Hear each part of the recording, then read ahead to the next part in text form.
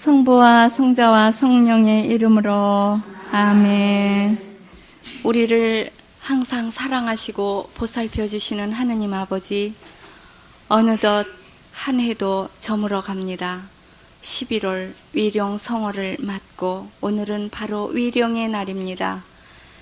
오늘은 내 차례, 내일은 내 차례가 죽음입니다. 우리는 죽음의 문을 넘어서야만 하느님을 만나 뵈올 수 있습니다. 죽음은 바로 천국을 들어가는 문이며 우리의 희망입니다. 믿음이 없는 자는 죽음을 넘기가 어렵고 무서워하지만 우리에게는 바로 이것이 하느님 아버지를 만나러 가는 즐거운 잔치의 날이라고 합니다. 주님, 모든 죽은 영혼들에게 행복의 나라에서 함께 계셔 주시고 또한 우리의 죽음도 기쁘게 맞이할 수 있는 우리의 준비를 위하여 주님께서 많은 은총 허락하소서. 또한 오늘 다니엘서를 통하여 다니엘이 주님께 향한 그 깊은 믿음으로 불화덕 속에서도 기도하는 그 모습, 우리의 고통에 어려움 중에서도 기도할 수 있는 그러한 우리의 믿음을 허락하소서. 이 모든 말씀 우리 주 예수 그리스도의 이름으로 비나이다. 오늘 다니엘서 1장에서 6장까지 공부하시겠습니다. 아유.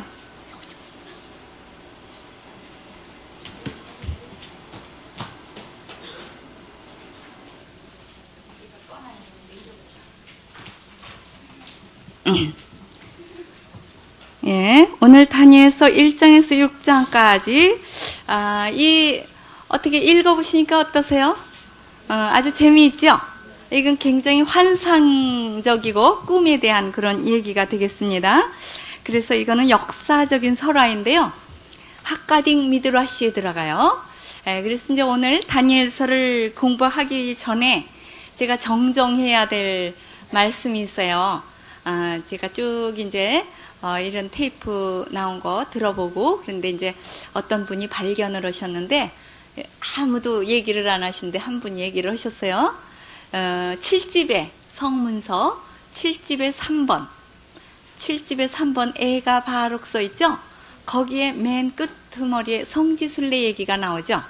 거기에서 제가 이렇게 착각을 해가지고 말을 아주 잘못했어요. 베틀레헴 이야기예요. 베틀레헴 성지순례를 하는데 베틀레헴 성당 안에 예레미야 동굴이 있다고 5번이나 예레미야 그렇게 나왔는데 그게 예로니모예요. 예자가 똑같으니까 예로니모를 예레미야 막 이렇게 해버렸어요. 그래서 그거 정정합니다. 그거 이제 테이프를 다시 원본을 좀 뜯어야 되겠지만은 우선 여러분들이 알고 계세요. 다른 분들은 들어도 좀 잘 모르실 거예요. 예레미야인지 예로니모인지 뭐 그리고 또 일하면서 막 흘려보내니까 모르는데 여러분들은 공부를 하셨기 때문에 거기에 왜 그러냐면 예로니모가 이렇게 해골을 놓고 죽음을 묵상하는 동굴이 있어요. 그 예로니모가 바로 말씀이 되신 그 베톨레헴의 말씀으로 오신 예수님에 대해서 연구를 많이 했죠. 그러니까 성서를 30년을 연구를 해서 그거를 히브리어에서 그러니까 라틴어로 그러니까 그레시아에서 라틴어로 번역을 했죠. 히브리어를 또 이제 그레시아로 번역했고 그레시아어를 라틴어 그걸 불가다역이라고 그래요. 그래서 30년 동안 연구를 하셨기 때문에 우리도 성서를 공부할 때 이렇게 성 예로니모 우리를 위하여 비로소서 그러니까 성서의 주보예요. 성서를 공부하시는 분들의 주보예요. 의사하면 의사의 주보가 있죠. 성 루카가 의사이죠. 또 무슨 음악의 주보 그러면 성녀 세실리아 이렇게 나오거든요. 그것처럼 성서를 공부하시는 분들의 주보가 예로니모예요. 그러니까 예로니모 동굴이죠. 그러니까 예로니모 성인이 이렇게 해골을 놓고 죽음을 묵상하면서 우리가 정말 곧 이렇게 해골이 되기 전에 이 살이 붙어 있고 몸, 팔, 다리가 다 성할 때 하느님의 말씀을 열심히 연구하고 또 그거를 잘 전하고 그거를 내가 잘 실천하고 또 하느님의 마음을 닮아서 좋은 일을 많이 해야만 된다. 내일은 우리도 이렇게 해골이 될 차례다. 그래서 그런 거를, 그래서 이제 어떤 분들은요, 피정하실 때 그렇게 그 관을 갖다가 만들어 놓고요, 피정을 한대요. 관을 하나 만들어 놓고 한 사람씩 관 속 안에 들어가서 들어놓 있는데요. 3초 동안. 근데 얼마나 무서운지 모른대요. 자기가 그 관 속 안에 들어가는데 그냥 그 3초 동안이 얼마나 긴지 아주 1초만 들어가도 그렇게 진저리가 날 정도랍니다. 그래서 저는 그 전에 이제 관은 안 만들어 놨는데 이제 아주 그냥 침대가 이렇게 딱 아주 조그매가지고 거기에 딱 들어가면 아주 머리하고 발하고 딱 닿아버려요. 그래서 이거 관이다 이렇게 생각하고 오늘 밤에 이렇게 들어갔다가 내일 다시 살아나면 부활을 하게 되면 하느님을 위해서 일을 하겠습니다. 이렇게 이제 기도를, 그래서 저녁에 잘 때마다 그게 죽음 연습이래요. 죽는 거. 그러니까 한 몇 시간 죽어 있다 깨나는 거거든요. 그러니까 그냥 자다가 죽는 사람도 있잖아요. 그래서 그렇게 항상 죽음의 연습을.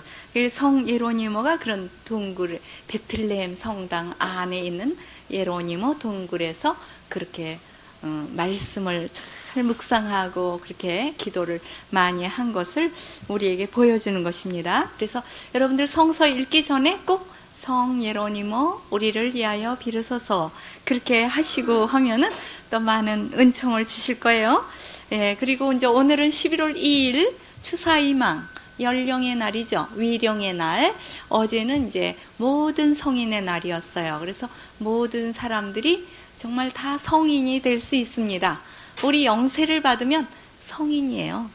영세를 받으면 하나님의 자녀이잖아요. 그렇기 때문에 이제 뭐 성인 품에 오르고 모든 사람이 공경하는 거는 좀 틀리겠지만은 우리가 세례를 받음으로 벌써 성성 거룩하게 변화되는 겁니다. 그리고 이제 오늘은 모든 죽은 이를 기억하는 날이고 정말 요새는 많은 낙엽을 보고 참 그런 거를 많이 느껴요. 그래서 어떤 어린이가 그랬다 그래요. 이렇게 이제 잎이 파랬었는데 빨갛게 물이 들으니까 아유 저기 나무 잎이 빨갛게 익었네 그랬대요. 그래 참 아름답게 표현을 했죠. 익었다고. 근데 우리가 낙엽처럼 빠스라지는 그런 쓸데없는 그런 죽음이 되는 것이 아니라 빨갛게 익어서 하나님이 예쁘게 귀하게 따가는 그런 영혼이 돼야 돼. 익어야 된다고. 지난 주일에 우리 그랬죠? 과일 신앙이 되어서 익어야지 기계 신앙이 되어서 퇴색해버리고 빡빡해지고 이제 못 쓰게 되는 골동품이나 그래도 골동품은 귀중품이지만 좀 폐품이 돼버리면 안 되겠습니다. 그래서 우리의 죽음이 아니요. 정말 삶으로 옮겨가는 그런 우리가 되도록 해야 되겠고 연미사를 또 이제 오늘 많이 합동 연미사 지내시죠? 그리고 이제 자기 가족들 위해서 연도도 바치셔야 되겠고 또 11월 한 달은 매일 연도를 바치시면 더욱 좋겠죠. 다 가정마다 돌아가신 분들이 계시니까. 그리고 11월이 사실은 12월까지가 있으니까 그러는데 우리 가톨릭 신자로서는 11월이 연말이에요. 11월 21일이 새해거든요. 대리밀주. 그때부터 새해로 들어가죠. 그럼 지금이 무슨 해예요? 다해인가? 무슨 해? 가나다 AB해. 예? B해예요? 그럼 C해가 되죠. 그럼 올해가 A해예요. 예, 그럼 B해로 되죠. 그러니까 새해가 되는 거예요. 그래서 이제 연말은 우리가 이제 농사를 안 짓지만 1년 동안 이렇게 먹고 살고 이런 게 너무 감사하죠. 그래서 1년의 마지막에는 1년 동안 잘 지내게 해주신 거를 감사하는 감사미사. 이렇게 농사 짓는 사람 추수감사를 하거든요. 그렇지만 우리는 뭐 추수를 한 것이 없으니까 이제 우리의 선행에 꽃다발을 드려야 되겠죠. 그러니까 아주 추수하는 마음으로 1년 동안 결산을 보세요. 내가 선행이 얼마며 악행이 얼마며 하느님께 얼마나 가까이 갔으며 이런 거를 결산하는 가정 감사 미사를 한 대쯤은 드려야 되지 않을까 이렇게 생각해요. 그래서 곡식을 이렇게 바치고 카인이 바쳤죠. 아벨은 만물 양을 바쳐서 하나님이 즐겨 받으셨다 그랬어요. 그래서 우리도 하나님께 감사의 미사를 좀 지내면 좋겠습니다. 지난주에 이제 마라나타 공부했죠. 11월 21일 대림 1주가 되면 마라나타가 나오게 돼요. 그래서 우리가 기다리는 것입니다. 그럼 이제 오늘 공부가 다니엘이란 뜻은 야훼가 심판하시다. 야훼는 나의 심판자 이런 뜻입니다. 야훼는 나의 심판자. 그러니까 엘이 하느님이죠. 다니엘. 그래서 나의 심판자 하느님이 그런 뜻이고 이거를 구분을 하자면 이제 세 부분으로 나눠요. 그래서 1장에서 6장까지는 역사적인 설화가 되겠습니다. 그래서 다니엘의 이야기가 나오게 돼요. 그래서 다니엘이 우리의 정말 어떻게 우리들에게 어떤 메시지를 주는가 이런 거를 잘 공부를 해야 되겠고 7장에서 12장까지는 아주 이게 중요한 얘기가 돼요.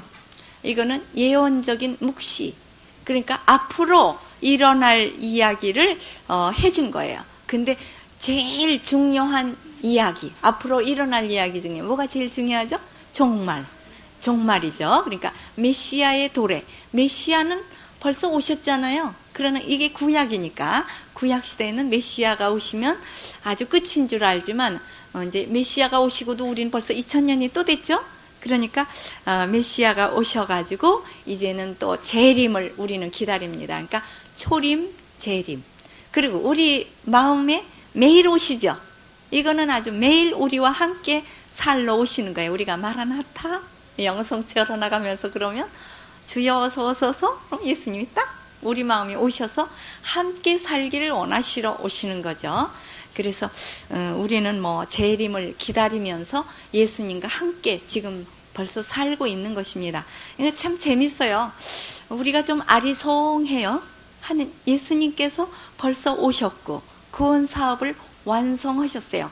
이미 완성 해보세요. 구원 사업을 이미 완성하셨는데 아직 도래하지 않았어요. 내가 그 완성의 나라에 아직 들어가지를 못한 거예요. 그러니까 아직 좀 덜 됐어요. 그러니까 아직은 이른 구원이에요. 그러니까 구원이 완성이 아직 안 됐어요. 나 자신은. 그러나 구원 사업은 완성해서 다 우리가 구원의 나라로 들어갈 수는 있는 것입니다. 그러니까 이게 아주 여러 가지예요.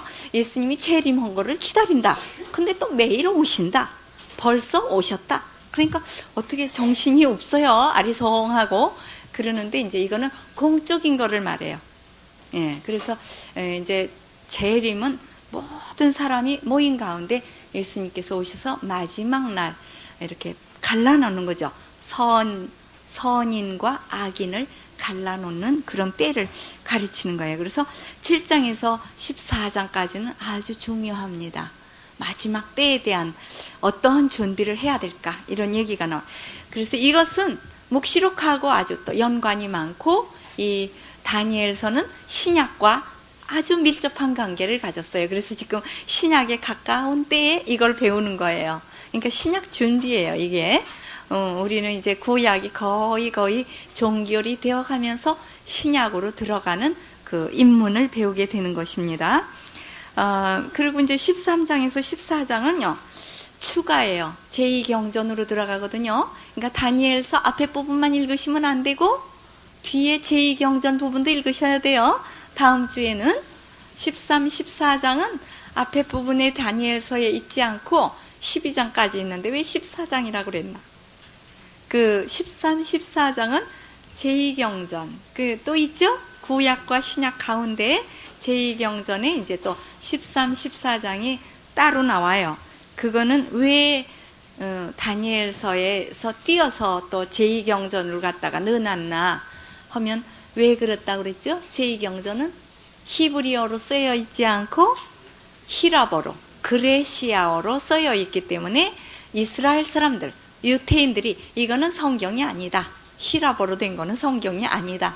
그러면서 이제 추가 부분이니까 이거는 제2경전으로 이제 들어가게 되는데, 이제 그 개신교에서는 그 유대인들의 성서를 그대로 본받아가지고 다니엘서 13, 14장을 아주 성서로 넣지도 않았어요.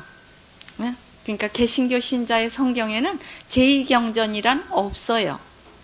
공동번역, 합본으로 개신교하고 우리하고 같이 번역을 했지만서도 가톨릭 용에만 들어있고 개신교 용에는 싹 뽑아버렸어요.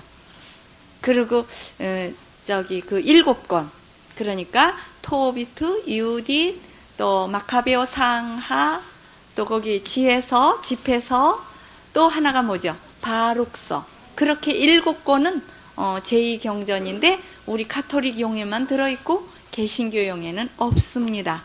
왜냐하면 그들이 여지껏 성경으로 취급을 안 해왔는데 이렇게 또 이것이 나타났다 그러면 이상하게 생각하지요. 그리고 혼란이 온다. 그러니까 아예 그거를 못 보게 하는 거예요.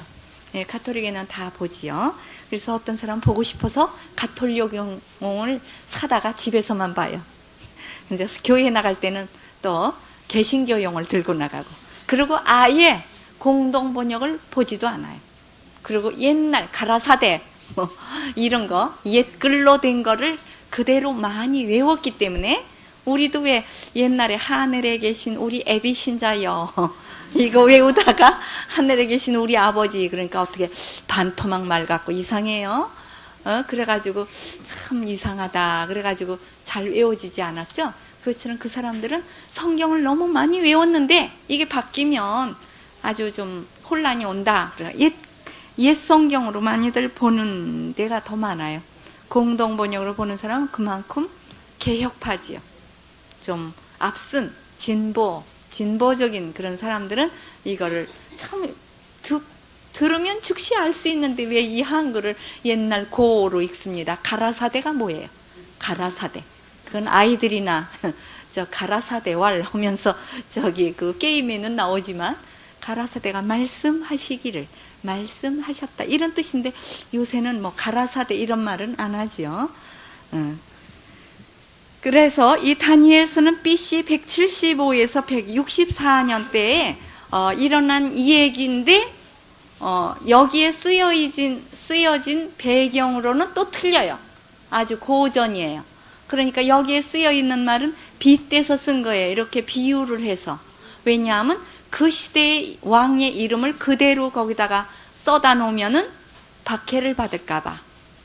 그렇게 안 하고 옛날 왕의 이름을 붙였지만은 본래는 지금 현재의 그 악독한 왕의 얘기예요. 아시겠어요?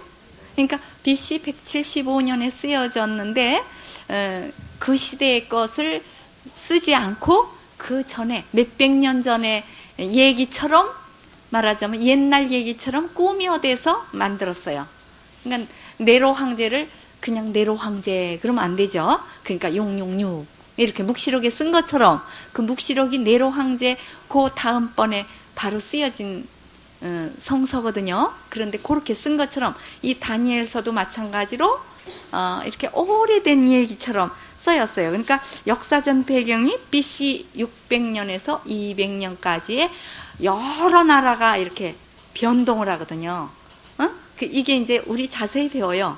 지금은 이제 이렇게 그냥 훑고만 지나가지만 신구약 중간사를 배울 때 그러니까 여기 번호가 테프 번호예요.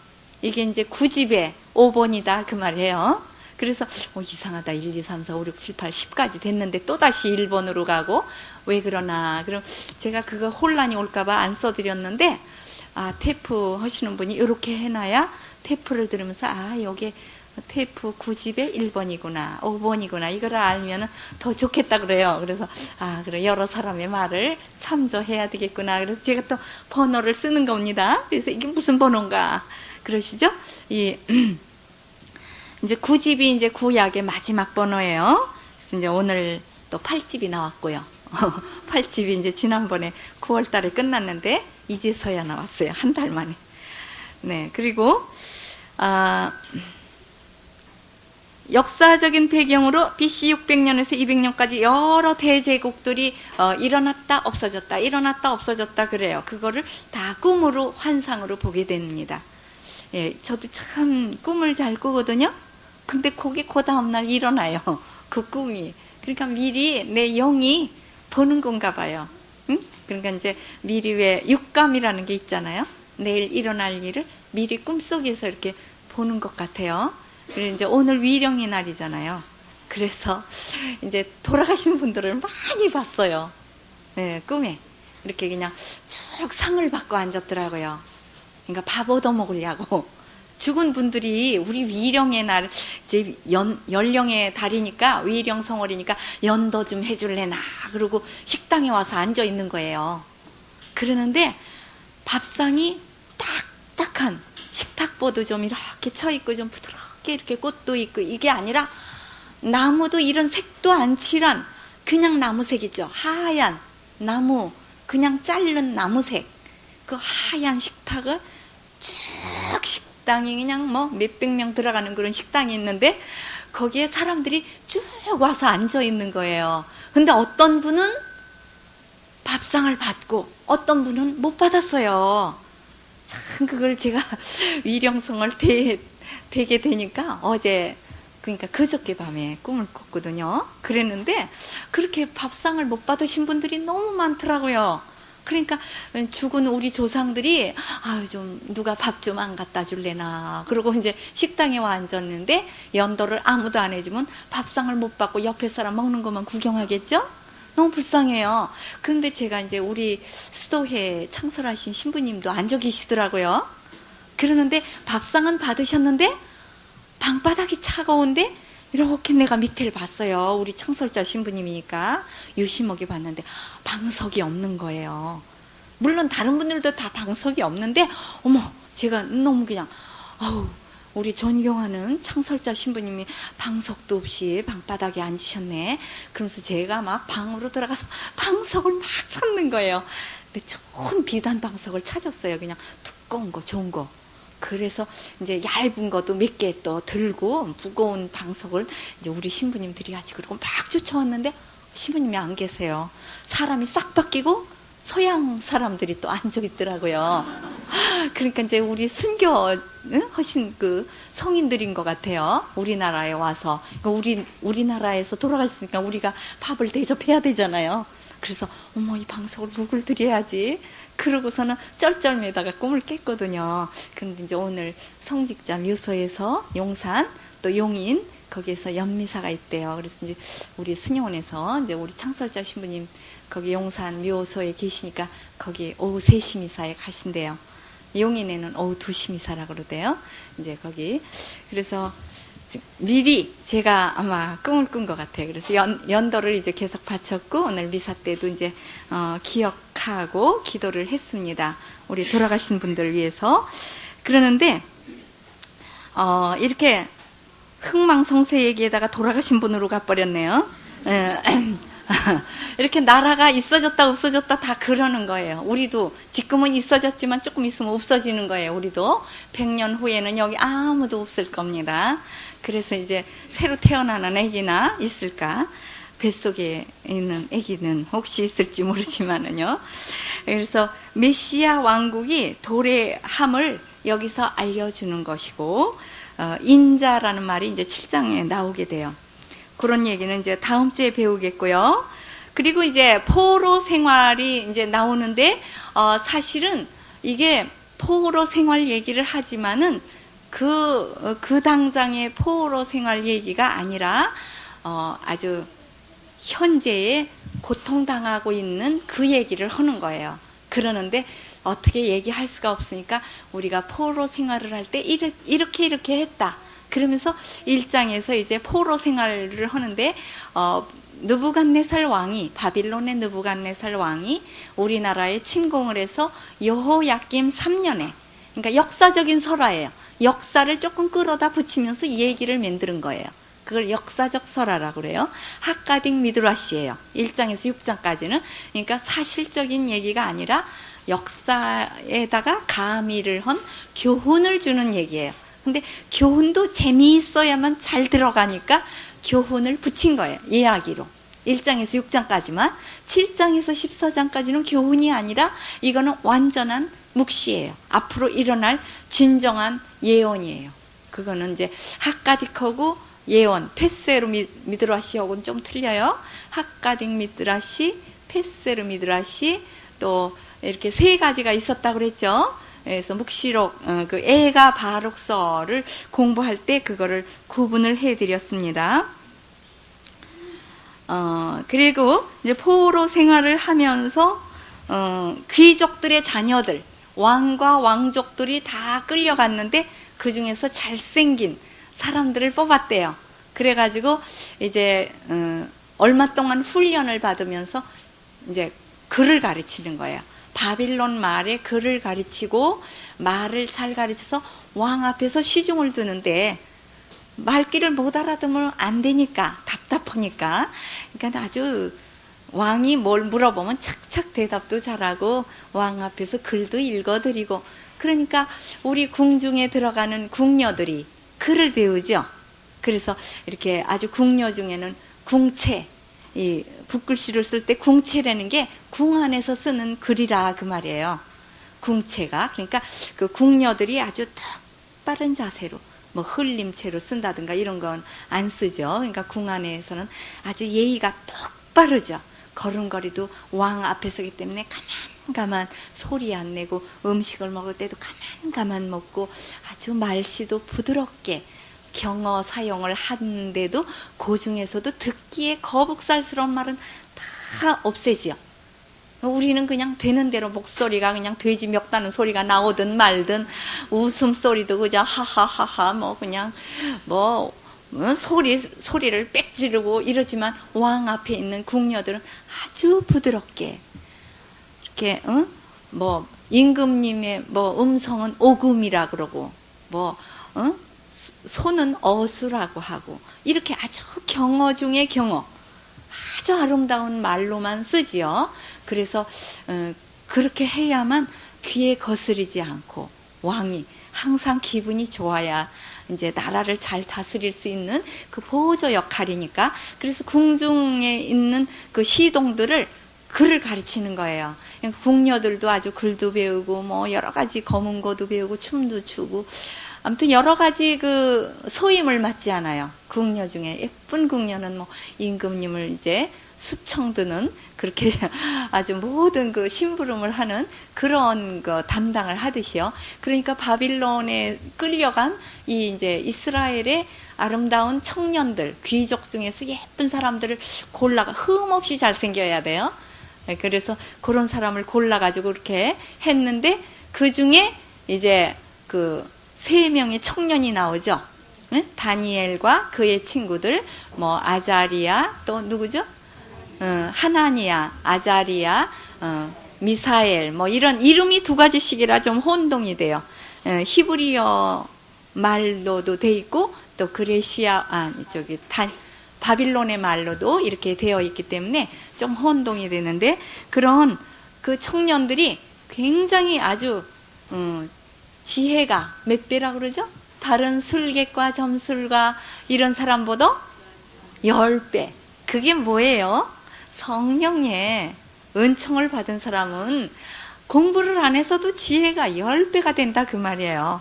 그러니까 뭐 대학을 나오고 무슨 대학 박사 코스를 받고 무슨 코스를 안 받았어도 아주 지혜롭고 말하는 것도 아주 모든 사람이 잘 알아듣게 하는가 하면 어떤 사람은 박사 코스를 몇 번 받아도 글씨도 참 못 쓰고 또 말도 참 주변이 없어요. 말주변이. 그런 사람이 있어요. 그래서 정말 하느님께서는 주고 싶은 사람에게 다 주는 것입니다. 그래 이제 10배나 아주 지혜로웠다 그러죠. 그리고 이제 여기에 이제 지금 우선 나와 있는 거를 중요한 거 줄거리만 얘기를 해드리고 1장에서 6장까지 쭉 한번 다시 설명을 해드리겠습니다. 아주 이 다니엘서 중에서 아주 중대한 말이 나오지요. 어떤 말이 나옵니까? 그 벨사살 왕 때 예? 벨사상할 때 그 느부갓네살이 이스라엘에서 성전에 쓰는 금, 은 그릇, 그건 하느님께 제사 드릴 때 쓰는 제구를 자기네 나라의 창고에다 갖다 넣어뒀다가 그걸 꺼내와라. 그래서 그걸로 자기 왕비와 비빈들, 손님들과 함께 그걸로 술을 퍼마시고 있을 때 뭐가 나왔죠? 손가락이 벽에서 쑥 나와가지고 벽에다가 막 글씨를 쓰는 거예요. 그래가지고 전부 거기에 있던 잔치를 하던 사람들이 다 머리가 다 쭉 뻗었을 거예요. 너무 무서워가지고 아이고 저 손가락이 쓴 저 글씨가 뭐냐 도대체가. 그래가지고 벌벌벌 떠는 겁니다. 그래서 모든 술객가, 점술가들 이런 사람들 다 모여오라 그랬지만 그 글씨가 뭔지 아무도 발견하지 못했을 때 누구를 불러옵니까? 왕비가. 예, 왕이시여, 너무 그렇게 걱정하지 마십시오. 우리나라에는 아주 유명한 사람이 하나 있는데 하느님의 영을 받은 사람이다. 그렇게 나와요. 이방인의 입을 빌어서도 자기네 나라 사람 중에 최고의 으뜸 학자가 푸는 게 아니라 이스라엘에서 끌려온 포로 중에 한 청년이 아주 그냥 하느님의 영을 받아서 하늘의 모든 비밀을 알아낼 수 있는 지혜가 있습니다. 그리고 데리고 왔어요. 여자들이 참 똑똑한 것 같아요. 가만히 보면. 그리고 찬찬해요. 어떤 일이 딱 벌어졌을 때 허둥대지 않고 착착착 이걸 잘 진행을 시킬 수 있는 그런 지혜가 있어요. 자기는 못하더라도 다른 사람을 이렇게 뽑아내서 천거를 해요. 그래서 다니엘이 그거를 이제 와서 해설을 해주죠. 문에 드켈 브라신 해보세요. 문에 드켈 브라신. 예, 이 말은 무슨 뜻인가? 그러니까 이것은 아무도 이거를 해설할 수 없습니다. 이 땅의 사람들은 공부를 아무리 많이 했어도 이건 할 수 없고 하느님이 왕에게 주는 계시다, 묵시다. 그러니까 왕이 나라의 대표이기 때문에 왕 보고 너 정신 차려라 그러면서 이 글씨가 나와서 쓰는 건데, 문에는 뭐예요? 하느님께서 왕의 나라 횟수를 마감했다. 이제 끝장이다. 이 나라는 이제 끝이 났다. 이런 뜻이고, 득헬은 뭐예요? 무게를 달아보니 무게가 모자랐다. 예, 이제 당신이 해놓은 일이 하나도 없다. 그거죠? 이렇게 선행에 그람수를 재보니까 그람이 모자라. 그러면 안 되죠. 우리도 정량을 채워야 돼요. 근데 횟수, 하느님이 나에게 주신 연수에 따라서 나도 아주 좋은 일을 많이 하고 그렇게 가야 되겠죠. 무게가 모자랐다. 그 다음 브라신, 두 나라로 갈라준다 그래요. 메대와 페르시아로 갈라준다. 이렇게 이제 해설을 해요. 근데 왜 그런 글씨가 나오게끔 되었죠? 그 왕이 너무 오만해가지고 자기가 아주 최고인 양 하느님을 업신여기는 거예요. 하느님께 제사를 올려야 되는 금은 그릇을 그걸로 자기가 술을 퍼먹다니. 그게 될 말이에요? 그러는데 자기가 최고다 이겁니다. 왜? 하느님 보이지도 않고 하느님을 믿던 그 나라가 우리나라한테 아주 짬빵이 됐거든요. 아주 그냥 망해버렸어요, 몽땅. 그리고 금은 그릇을 그 성전에 들어가서 훔쳐가도 무슨 하느님이 손도 없나 발도 없나 가만히 계시오. 말도 못하고 벙어리처럼 가만히. 그러니까 그 하느님 그까짓 거 아무것도 아니다. 우리가 최고다. 그 중에 나는 왕이니까 1인자이다. 그러면서 아주 그냥 거들먹거리는 거예요. 이 벨사살 왕이. 그날 바로 횟수가 모자랐다 그랬죠? 그래서 어떻게 됐어요? 아니, 횟수가 마감됐다.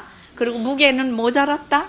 그래가지고 그날 두 나라로 갈라지기 때문에 딴 왕이 딱 왕이 돼요. 다리우스 왕이 왕이 되면서 이 왕은 벨사살은 암살을 당하죠. 예, 이렇게 이제 여기에 옛 이야기를 꾸며서 나오지만 이거를 현재와 이렇게 좀 해석을 해드리겠습니다. 먼저 이제 성구를 한번 한 다음에 하죠. 성구 다니엘서 3장 26절에 뭐라고 나오죠? 어서 나오너라 그러죠? 예, 다니엘 보고 아니, 다니엘 새 친구가 불화덕 속에 들어가 있는데 왕이 어서 나오너라 해보세요. 예, 이거를 우리도 하느님의 말씀으로 들어야 돼요. 마태복음 25장 34절에 뭐라 그래요? 아버지의 축복을 받으러 어서 나오너라. 이리 오너라. 이렇게 아버지의 축복을 받으러 나오너라. 이렇게 되면 얼마나 좋습니까? 너는 마귀와 악신들을 위해서 예비한 지옥으로 가거라가 아니라 이리 오너라. 이렇게 어서 나오너라. 아버지 앞으로 가까이 신앙해요.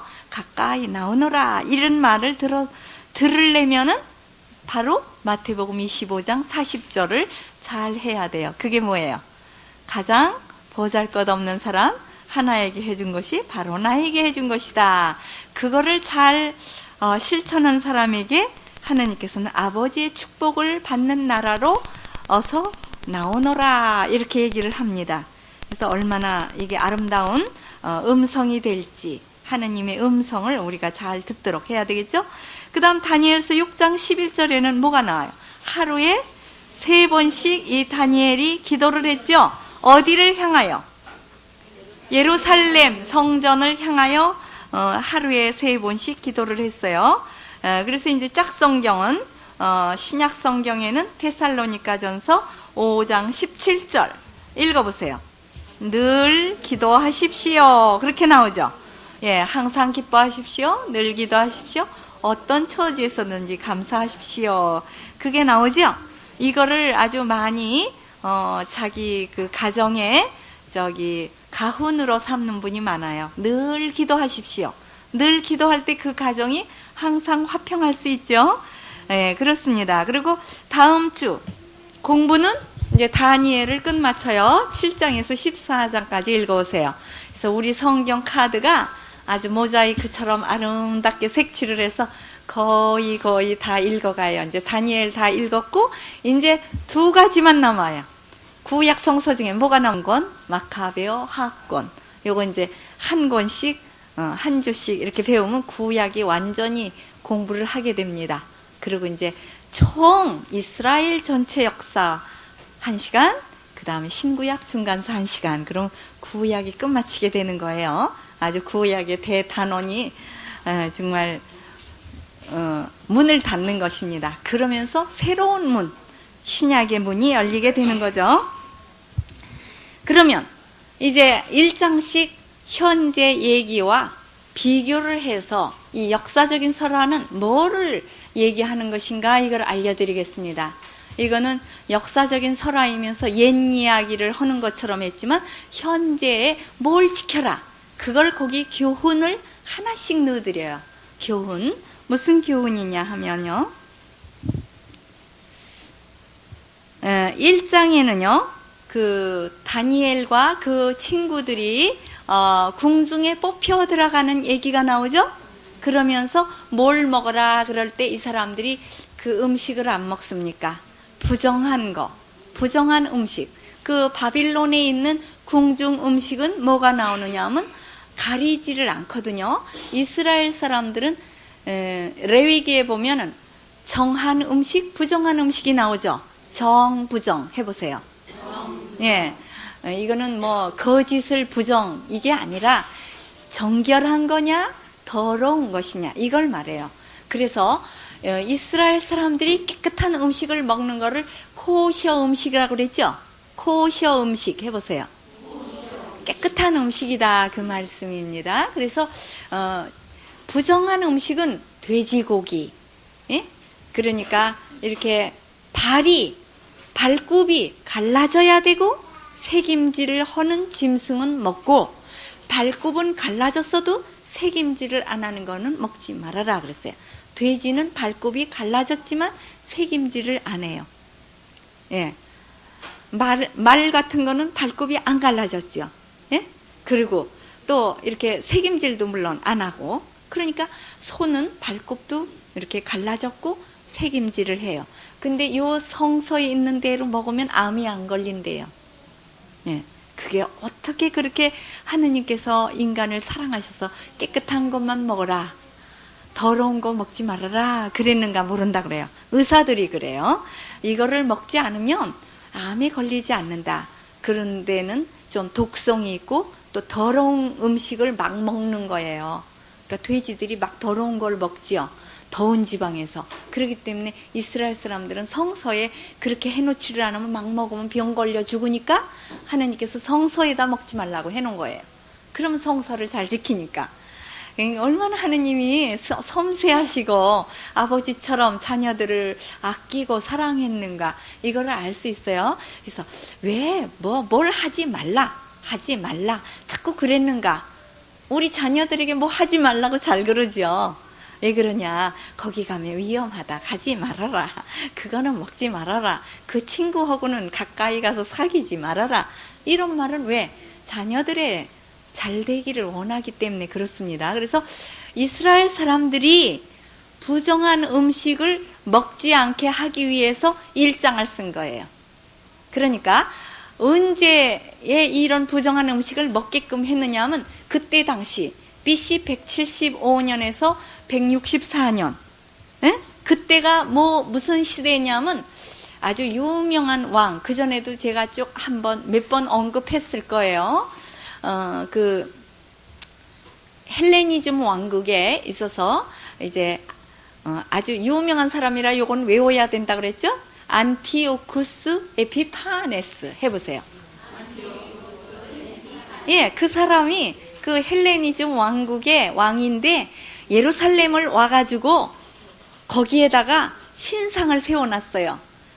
금 신상을 세워놓고 이게 자기다, 그러니까 절을 해라.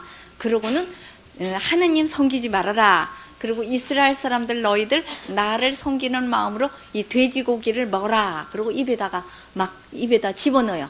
그럴 때 이 사람들이 끝까지 돼지고기를 안 먹어요. 그러는데 먹는 사람도 개 중에 있게 돼요.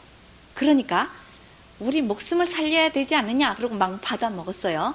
그렇게 되면 그 음식을 받아 먹음과 동시에 헬레니즘의 모든 문화를 받으면서 하느님은 싹 잊어버리는 겁니다.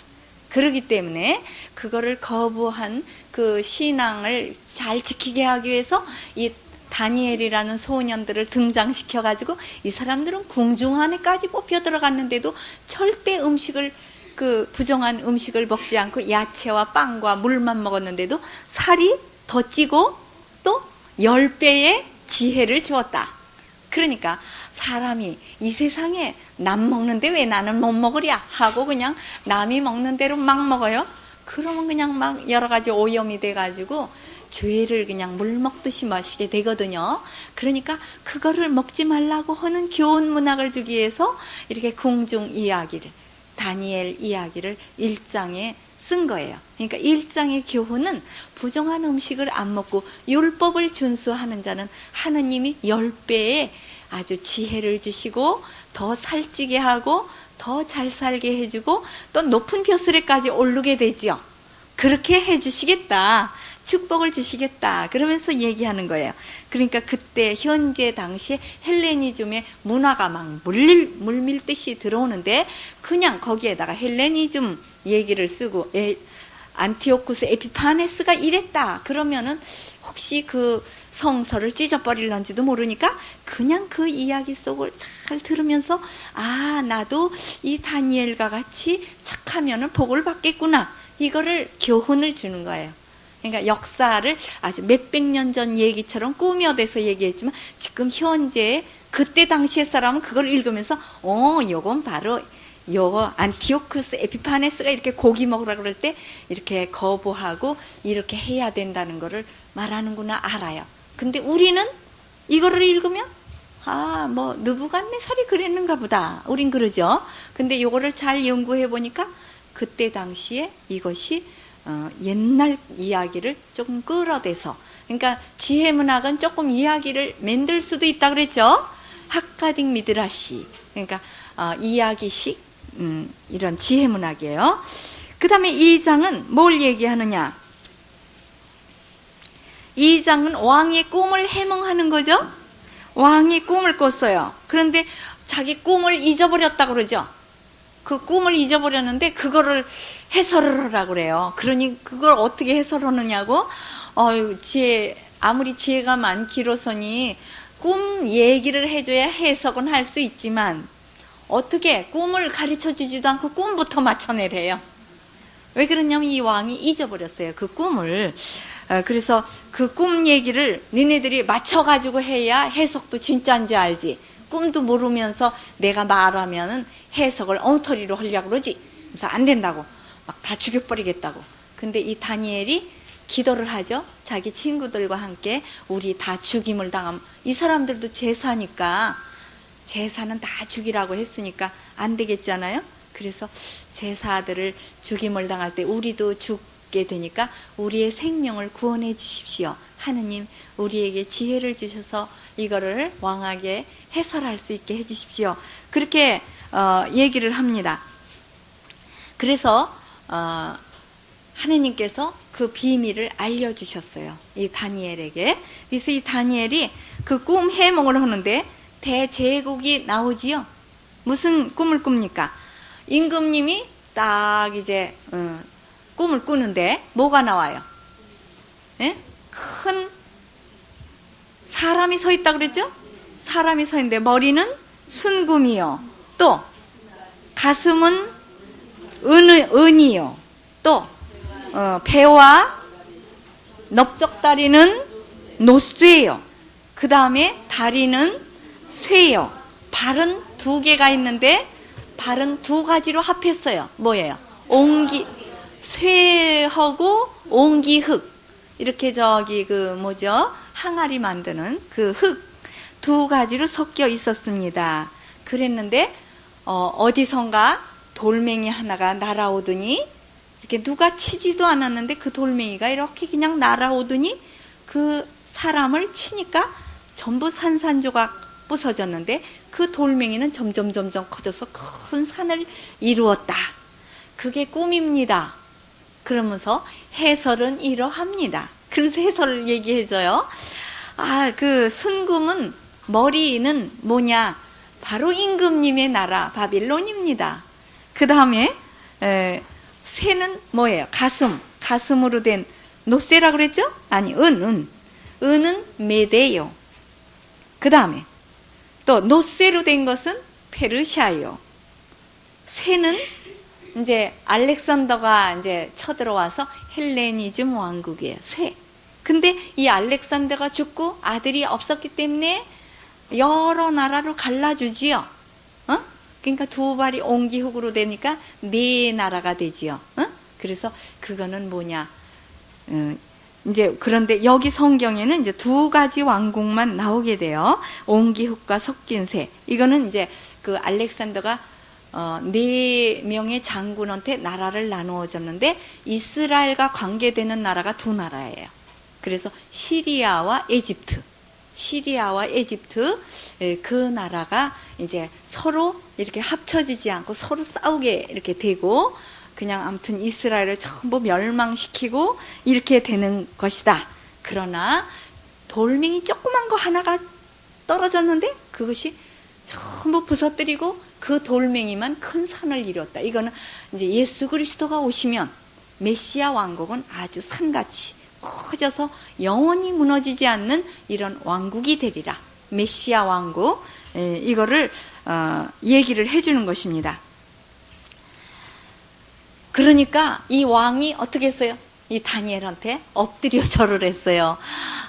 정말 그러면서 모든 신하들 보고 이 다니엘이 믿는 신을 절대로 욕을 하면 그 사람은 아주 죽여버리고 그 사람 집은 거름더미를 만들리라. 아마 옛날에는 거름더미 만드는 게 큰 벌인가 봐요. 그 사람 집을 전부 변속관을 만든다는 뜻이에요. 그래서 그렇게 한다고. 그러면서 다니엘이 믿는 하느님을 업신여기지 말아라. 몇 번이나 그래요.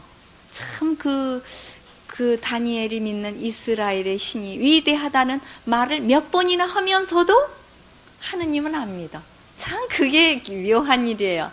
그러니까 이 세상 사람들이 지금 하느님이 계심을 알지요. 큰 변동이 일어나고 지진이 일어나고 난리가 나면 아이고 하느님 살려주십시오 하면서도 평상시에는 안 믿어요. 그거예요. 우멍한 자가, 지혜로운 자는 해야 될 일을 하죠. 먼저 해야 될 일과 나중 해야 될 일을 구분해요. 그래서 내가 요거는 빨리빨리 내가 먼저 해야 되겠다 그러는데, 우선 먼저 해야 될 일은 밀어놓고 우선 먹고 놀고 그죠, 이런 거를 먼저 하고 끄트머리에 죽을 임신아 돼서 아이고 하느님 찾고 이제 그때는 큰일 났구나, 이렇게 좀 미련한 것입니다. 그래서 정말 우리가 지금 11월 연말이에요. 우리 가톨릭으로서는 우리가 예복을 하느님 앞에 갈 때는 거진 다 됐는데 예복을 준비했는가, 낙엽이 하나 둘 떨어지는 걸 보면서 우리도 곧 이렇게 저 세상으로 갈 때가 가까워온다. 예. 그래서 이런 거를 항상 11월이 되면 그 자연과 함께 묵상하기가 쉬워요. 그래서 참 교회에서는 아름답게 그렇게 정한 것 같아요. 위령성월 10월 달에는 또 아주 로사리오 성월 알고 기으니까 아라리 우리도 선행을 이렇게 정말 해야 되겠다는 뜻으로 전교하고 이런 추수하고 이런 거를 달을 아주 참 잘 만들었어요. 그래서 6개의 성월이 있지 않습니까? 3월, 1, 2월은 없고 1월은 이제 우린 새해다 그러면서 잘 묵상을, 그러니까 묵상을 하기 위해서 이런 달을 정해주는 거예요. 1월, 2월은 그때 이제 새해니까 뭐 여러 가지 좋은 결심도 그때 해야 돼요. 새해의 계획은 첫 달에 해야죠. 그날 잘 살 계획은 아침에 세우고, 그 다음에 일주일 계획은 첫날 세우고, 그 다음에 또 뭐예요? 달의 첫날에 이제 또 이 달을 계획하고, 1년의 계획은 1월에 세우고, 이렇게 하는 것입니다. 그래서 1, 2월은 뭐 우리가 아주 정신을 차려야 되겠고, 올해에는 몰래가 좀 좋은 일을 먼저 해야 되겠다, 이런 계획 세우죠. 그러니까 그건 성월이 없어도 잘 묵상을 잘 할 것이고, 3월부터 성월이 되죠. 3월은 요셉성월, 가장들을 위해서, 우리 가정을 잘 꾸리는 아빠들을 위해서 기도하는 달이고, 4월은 또 부활절이 있으니까 뭐 예수 그리스도의 부활을 묵상하면 되고, 5월은 성모의 성월이라 성모님을 본받아서 우리 어머니들이 정말 거룩한 사업에 협조해야 되겠고, 6월은 예수 성심 성월, 그래서 성심께 아주 공경을 잘하고 우리 가정을 또 봉헌해야 되겠고, 또 7월은 7월, 8월은 없죠, 성월이? 이제 7월은 뭐 아주 더위에 이제 좀 쉬세요. 휴가달이죠. 그리고 8월은 성모 몽수승천이 들었기 때문에 또 성모님을 또 좀 이렇게 생각하는 성월 묵상을 할 수 있고, 9월은 순교자의 달이고, 10월은 로사리오 성월이고, 11월은 위령 성월이고, 이렇게 교회에서는 12월은 성탄절이니까 뭐 예수 그리스도를 묵상하게 돼. 그러니까 1년을 아주 우리는 그 교회의 품속에서 배려를 받아서 아주 잘 하느님께로 가까이 갈 수 있도록, 이렇게 교회는 자모이신 성교회라고 그러죠. 인자한 어머니 같이 자녀들을 잘 교육시키는 것입니다. 예, 그러면 이제 그 다음에가 몇 장이죠? 3장이에요. 그래서 3장은 불화독 속에 넣는 얘기죠. 아주 그 나쁜 그 신하들이 문제예요. 어디든지 악의 세력이 있지요. 그러니까 뭐라 그래요? 아이 그 임금님 그 이스라엘에서 온 그 젊은이들이 너무너무 그냥 아주 임금님의 총애를 받으니까 약이 올랐죠. 그래 시기 질투가 나가지고 요 사람들을 죽여야 되는데 뭐 잘못하는 게 하나도 없으니까 죽일 수가 없는데 종교를 걸어요. 그래서 어느 나라에서든지 누구를 죽이려고 하면 종교를 걸어요. 그게 제일 반항을 안 하니까. 종교인이 잘못한 것이 없는데도 죽이려면 종교를 걸고 나오면 꼼짝 못하고 죽어요. 우리나라에 순교한 사람들도 다 그랬고, 어느 나라에서든지 다 유명한 사람들이 순교자가 되는 거예요. 그렇게 이제 나라에서 아주 좋은 직무를 맡고 있으니까, 요직을 맡고 있으니까 그걸 뺏기 위하여 종교를 걸어요. 그래서 그 느부갓네살한테 와서 살살 꼬이죠. 뭐라 그래요? 임금님 금신상을 세우십시오. 그리고 거기다가 절을 하라 그러고, 만약에 임금님 이외에 아주 고소하거든요. 임금님 이외에 다른 신을 섬기면 임금님은 신이십니다. 그런데 다른 신에게 절을 하면 그건 아주 임금님을 배반하는 것이니까 그런 사람은 불화독 속에 넣기로 하지요. 그러니까 임금님이 좋아가지고 이거 그냥 입에 발린 소리를 하니까 좋아가지고 서명을 딱 했네요. 아, 그랬는데 서명을 하면 다시는 그거를 번복을 못해요. 왕이 한 거는 그냥 법이 돼버리니까. 그런데 자기가 사랑하는 그 모든 그 제사들, 그 아주 이스라엘에서 온 그 청년들이 하느님을 잘 공경하지 않습니까? 그리고 절을 하고 하느님 그 금신상 앞에 절을 하라 그러는데 안 해요. 우리는 하느님 이외에 그런 모든 것에는 무릎을 꿇을 수가 없습니다. 그래요. 그러니까 너희들이 그러면 그렇게 너희들을 그럼 구해줄 수 있는 하느님이 있느냐? 하느님이 안 구해주셔도 우리는 안 합니다. 우리는 하느님만 믿지 두 가지 신을 믿지 않습니다. 이게 뭐냐? 그때 시대 때 이 안티오쿠스 에피파네스가 금신상을 만들어 놓고 절하라 그랬어요. 금신상 만들어 놓고 절하려는 이런 사람들이 좀 여러 명이 있어요.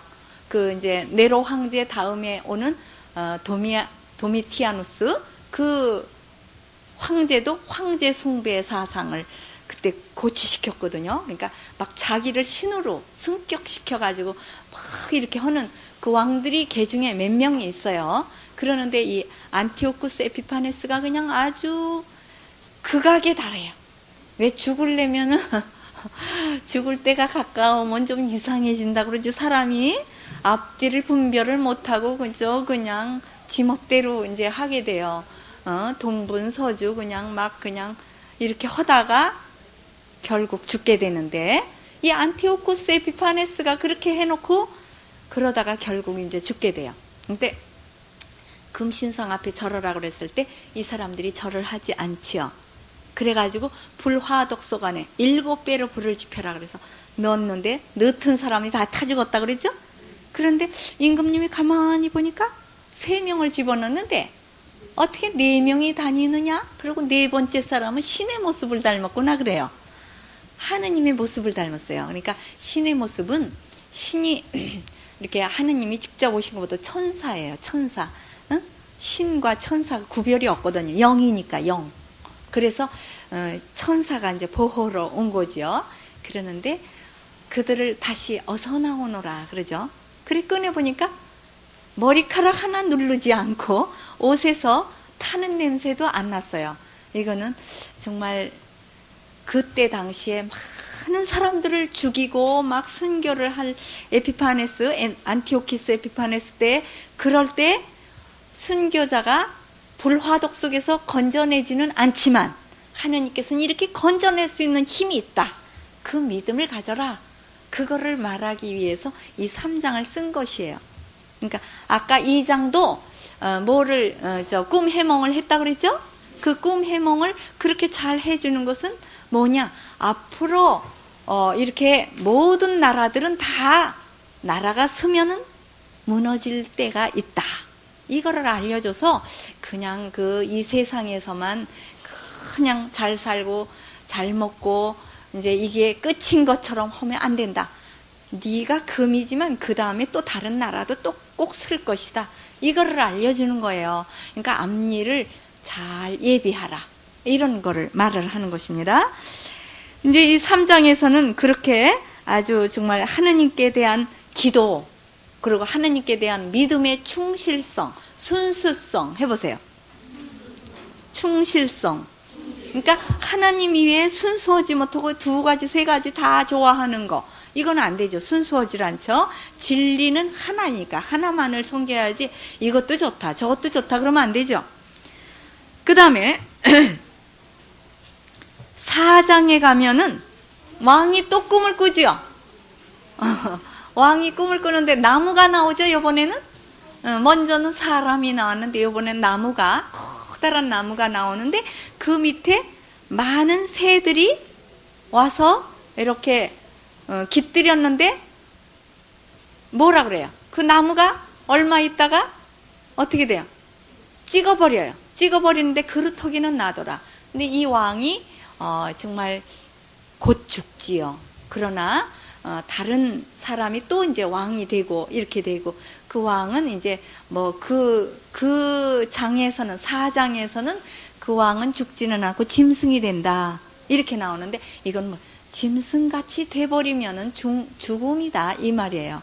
미친 자 그러니까 인간답지 않게 살고 하느님을 잘 섬기는 것이 아니고 아주 자기가 신인 것처럼 이렇게 미친 사람처럼 날뛰다가는 너는 짐승처럼 돼버리고 찍어버리게 된다. 그러니까 너희들 왕이 아무리 훌륭하다 하더라도 나무를 찍어버리듯이 더 위대한 나무를 내신 분을 섬겨야 된다.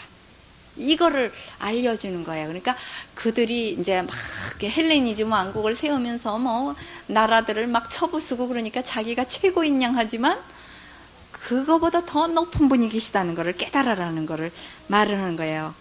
그 다음에 이제 5장에 가면은 벽에 손으로 글씨를 쓴 거 이것도 앞일을 얘기해 주는 거죠. 앞으로 이렇게 너희 나라도 망할 때가 다 되었다. 그러니까 헬레니즘 왕국을 말하는 거예요. 그날 벨사살 왕은 암살당했다.